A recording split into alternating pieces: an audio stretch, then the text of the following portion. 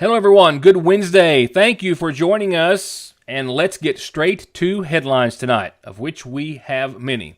And as you may well imagine, we're going to go straight to Governor Beshear and the entourage who surrounded him earlier today for a monumental occasion, signing into law a bill that will pave the way for Kentucky's student athletes to profit from themselves, from their own accomplishments, from their talents, their abilities, for all of their hard work. In just a moment, I will sign Senate Bill 6 into law, allowing our great student athletes to be fairly compensated for the use of their name, image, and likeness. Your image and your name are yours, given to you by God and your parents. And today we recognize each and every one of those individuals. Senate Bill 6 codifies the rights I extended to student athletes last year. On June 24th, I was proud to be the first governor in the nation to address this issue by signing an executive order. About a week later, after other states followed our lead, the NCAA announced it would not block those steps. Before taking action, though, I listened. I listened to leaders in higher education. I listened to our coaches and to our athletic directors, and most importantly, to the student athletes themselves, like the University of Kentucky's Ryan Howard, who is here with us today, two-time SEC Player of the Year.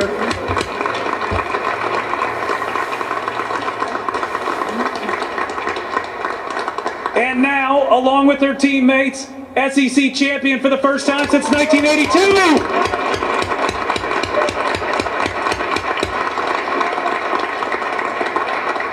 So congratulations to you and Coach Kyra Elzy for bringing home the first SEC championship in 40 years. You all may know that we were finally able to have a ring ceremony for that last women's team that won the SEC tournament this last year. And given that amount of time, we're going to have this one probably tomorrow so that we can ensure many good years to come. This was nearly unanimous. That's a word, bipartisan. I didn't even know it still existed. This thing was across the board for student athletes, but it protected universities. It protected students. You may not know this, you got to look deep. They went and said if you sign a contract in our state and you go pro, you can get out of that contract. I mean, they went deep in how do we protect these young people? But how do we give them the opportunity? The flexibility in this bill, like wow, because things are moving and they're moving fast. I believe it's model legislation that will be looked at now to say, well, we can do this. There's protection on both sides. There's the ability for student athletes to say, wait a minute, let's get together and see if this is the right thing to do. Calipari wasn't the only coach there today. A lot of major coaches throughout Kentucky's universities and many other leaders were there. But one, Northern Kentucky University men's basketball coach Darren Horn put it in a little perspective, I think, for us when he noted that this isn't just for the stars that we cheer on at UK and at U of L, our largest colleges. He says the important thing about this bill is that it's for all of our student athletes. And not just football and basketball, but it's also the opportunity for every program's student athletes. As he said, the Northern Kentucky and Western Kentuckys of the world to be able to benefit in the same way.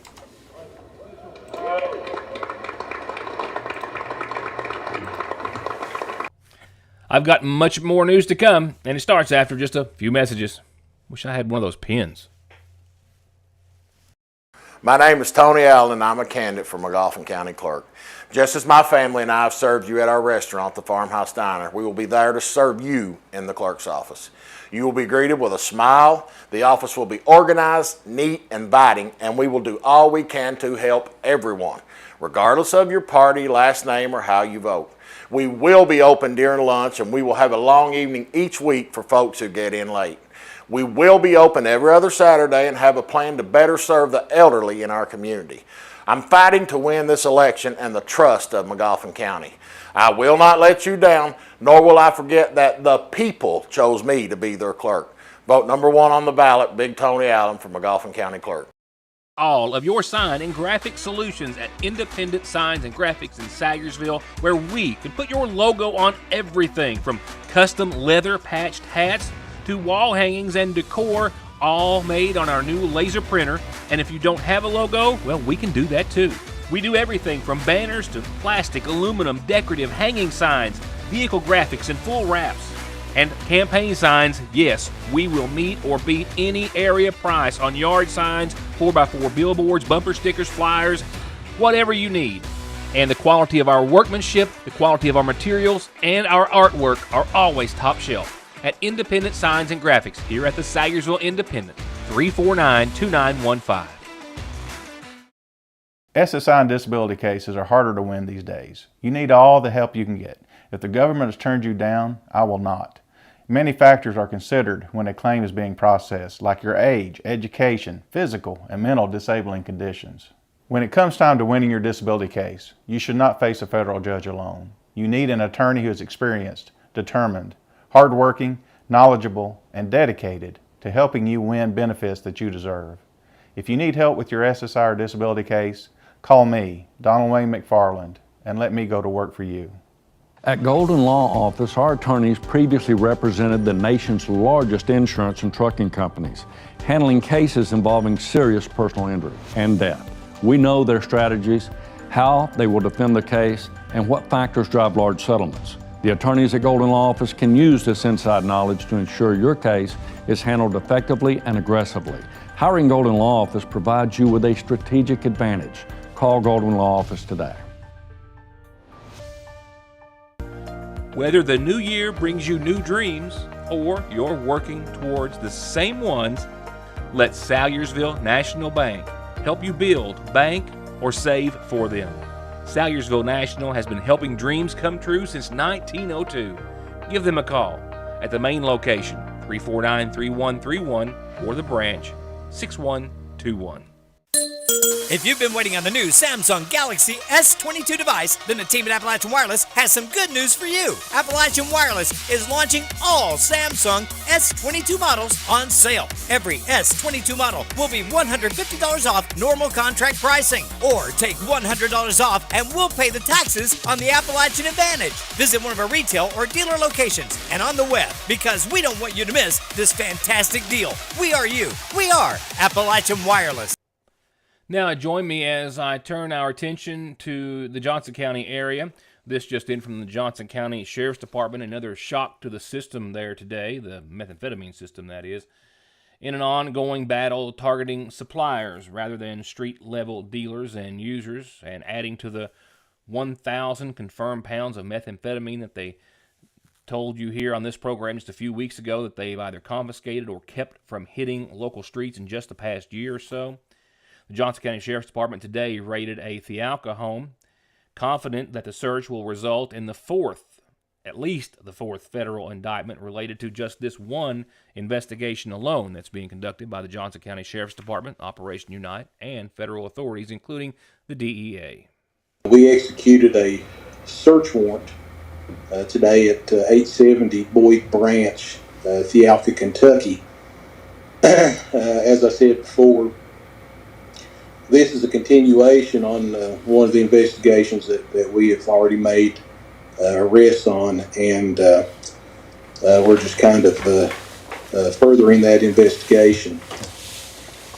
We were able today to get a quantity of methamphetamine.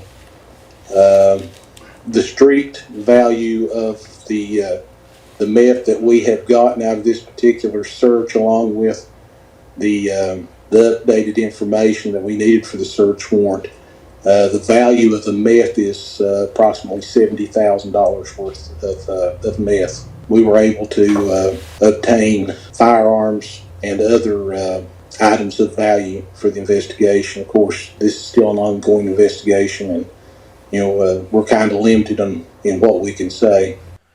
These photographs from today's raid show about $8,000 in cash, several handguns, a lot of other drug paraphernalia, over 1.5 pounds of marijuana, 2 pounds of crystal methamphetamine, as the investigation continues. And again, it's one, he says, that will result in not only the fourth federal indictment of this one particular case, but there are several others expected. Probably the most information I could give on that is that we have made, there's been 3 additional indictments that pertains to this particular search. Of course, it's pending trial, but it is a continuance of a previous or an ongoing case that we've already indicted on. We suspect that there'll be numerous more arrests made out of this as we continue to progress with it. In my next headline this evening, I ran a report earlier this week detailing the missing persons case that had been filed in regards to this woman's disappearance, 35-year-old Tina Cole Howard, last seen some days ago by her family. I have an update this evening. I do not have any other details except for the following. I did confirm through her family, a sister, the same sister who provided me with the earlier information and report, but she did confirm to me that their loved one, who, as I told you last night, was the subject of the missing persons case opened by the Kentucky State Police, has been found. She just let me know, sending me word that she was found, she is home, and she is said to be safe, and the family asked me to thank everyone for their help in sharing and spreading their information and that of her then missing relative. Again, home and safe. From there, let's go on over to, I think, pretty brief, but still, tonight's McGoffin Farm Bureau community calendar.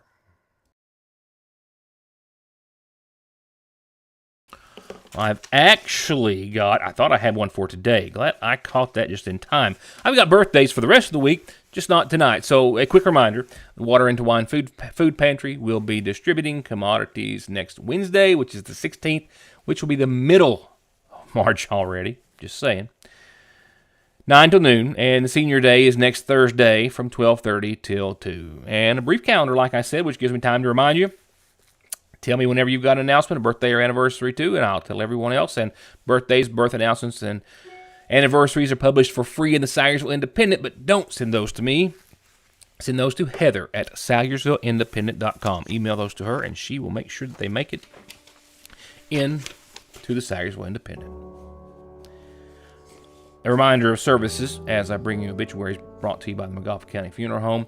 To begin Saturday at 1 for 38-year-old Travis Lee Stewart of Salyersville, who passed away on the 4th, survived by his parents, Lisa and Ron Simpson, and Rod Stewart of Indiana, his children Carly and Riley Stewart, siblings Amanda Hall, Mitch Stewart, Bambi Kwalenko, Sarah Wilkinson, Travis Simpson, and Heather Brockway. A memorial service celebrating the life of Travis Stewart will be held this coming Saturday, 1 o'clock at the Salyersville Funeral Home. The family will welcome friends that morning at 11. Oh, this one is a heartbreaker. Gosh of mercy. He's been a friend of the family for a long, long time. 65-year-old Kenny Howard passed away earlier today at the Pikeville Medical Center. Survived by his wife, Judy, and his kids, of course, and a host of family will have complete funeral service arrangements as soon as they are made, which are being done at this hour, courtesy of the McGoffin County Funeral Home. Again, 65-year-old Kenny Howard passed away earlier today.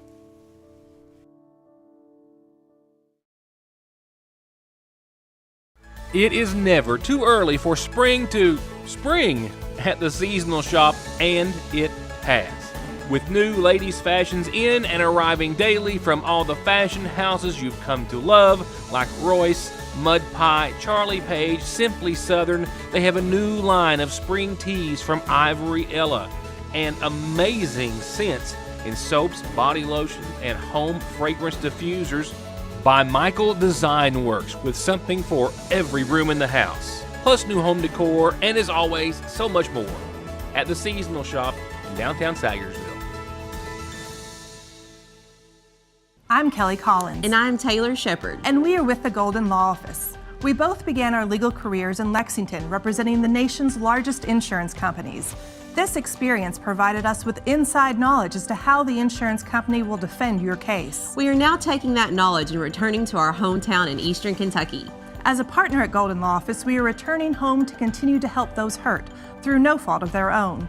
If you or a family member have been injured in an auto or truck accident, call Golden Law Office today.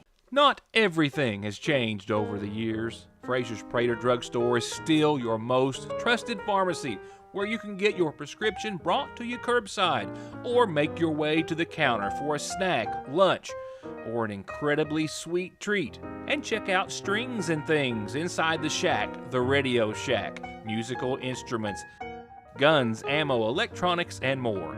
It's as wonderfully unique of a shopping experience as is the selection at Fraser's Prater Drugstore in downtown Sayersville.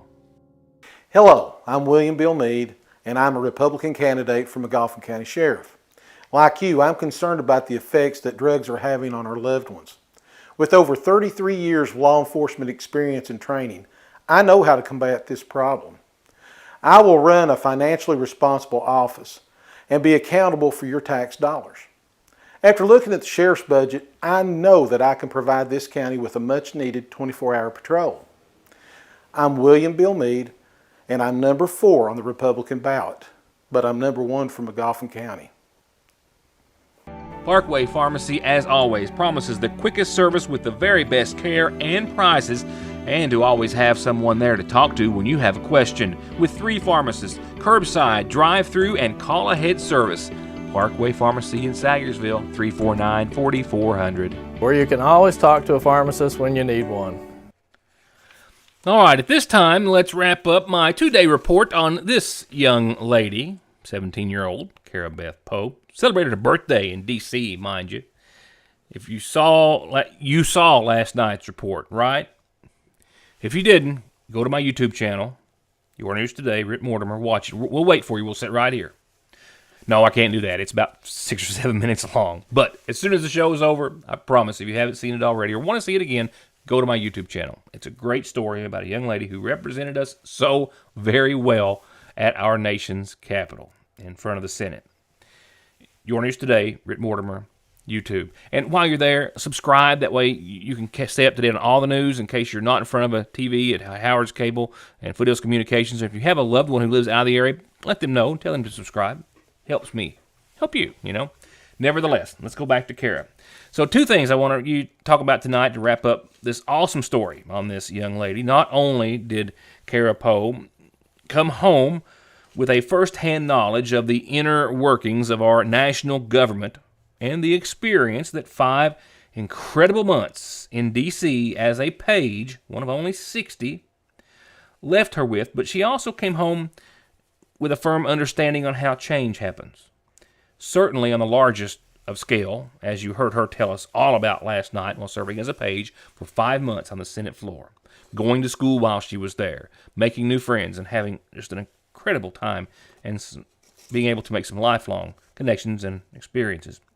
But also, she learned and brought home with her the understanding of how real change can start with the simplest of ideas and how it can begin with just one person, even a person as young as herself. A fellow page that she spent 5 months with, now a friend of hers, that goes by the name of Samantha, Cara Beth tells me, started her own nonprofit organization, and its purpose is one that Cara hopes to expand here at home.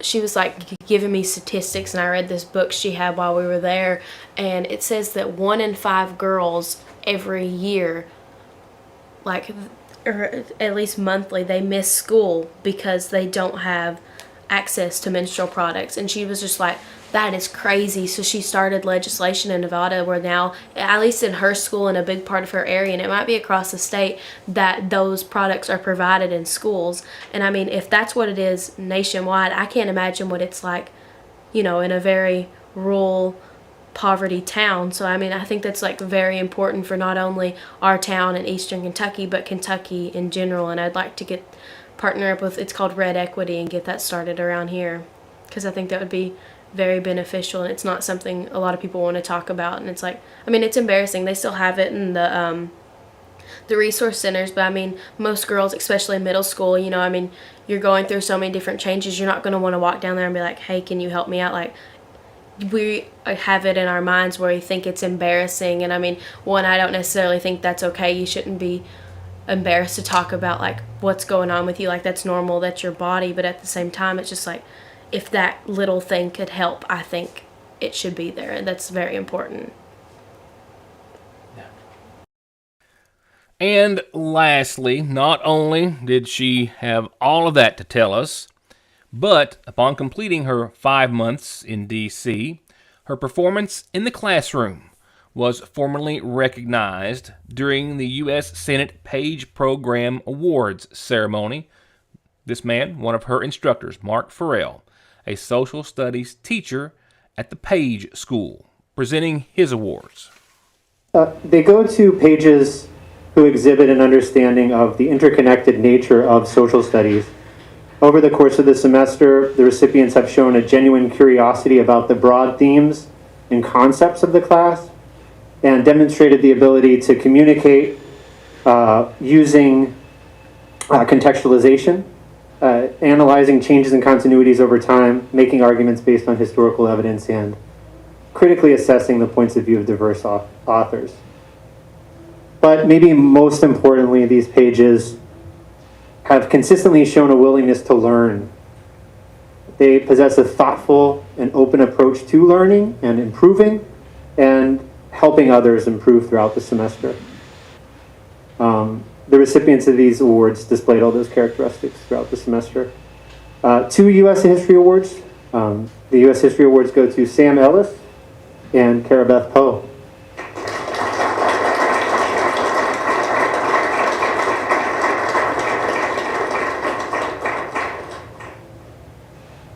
But maybe most importantly, these pages have consistently shown a willingness to learn.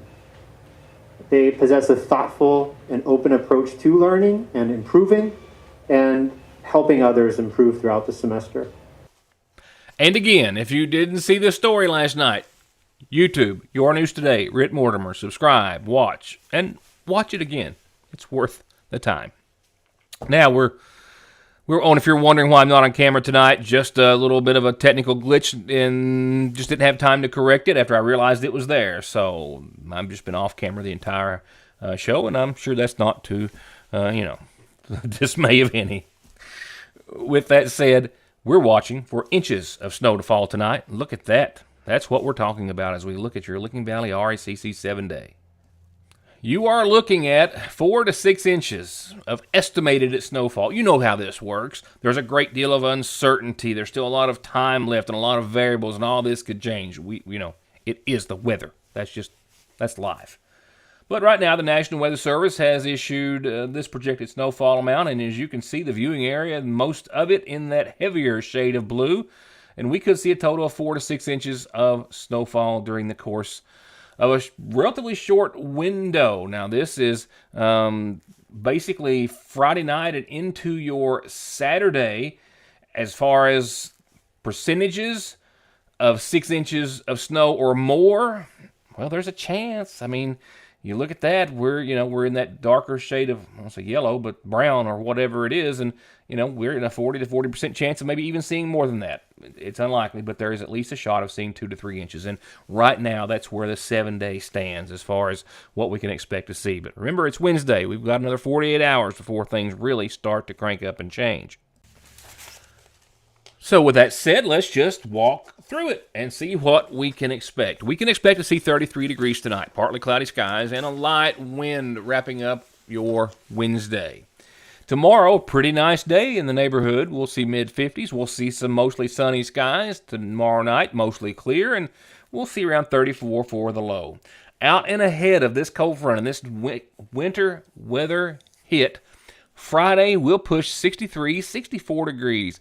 It's going to be mostly sunny on your Friday. It's going to be nice.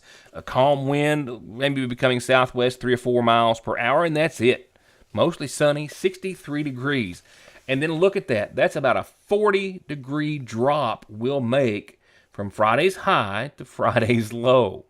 Yes, that's rather dramatic. Because Friday night, cold front starts to come. All the moisture starts to arrive. Right now, looks to be rain before 3 a.m., then rain and snow, then all snow after 4 o'clock, technically Saturday morning, obviously. And with that said, right now the National Weather Service is going to go with new snow accumulation of during the overnight and early morning hours, 1 to 3 inches, and then snow continuing, possibly heavy at times, into your Saturday that could add some more on top of that. Will we see an inch? Will we see 6? I'm not putting down any money on anything at this hour going on any limbs, but right now all models are showing an increased chance, at least, of some accumulating snowfall. And it could be a good one. We'll talk more about it tomorrow. We can talk about right now the fact that whatever we see is going to stick around for your Saturday, because look at that. 63 on Friday. We dropped it down to 24 that night. We hit 29 for a high on Saturday. Again, snow for the first part of the day, possibly clear skies that night. And then as you saw, temperatures Saturday night right around 10 degrees, maybe hitting the single digits. We rebound pretty quickly, though. Sunday, 46 and sunny. Monday, 59, mostly sunny. A slight chance of some rain Monday and Tuesday, but still right around 60, and only a 20% chance of some precipitation. And then by Wednesday, upper 60s and sunny, and I don't see any rain, at least at that time. We'll talk more about the snow tomorrow. So for now, thank you for watching, and I will see you then. Good night, everybody.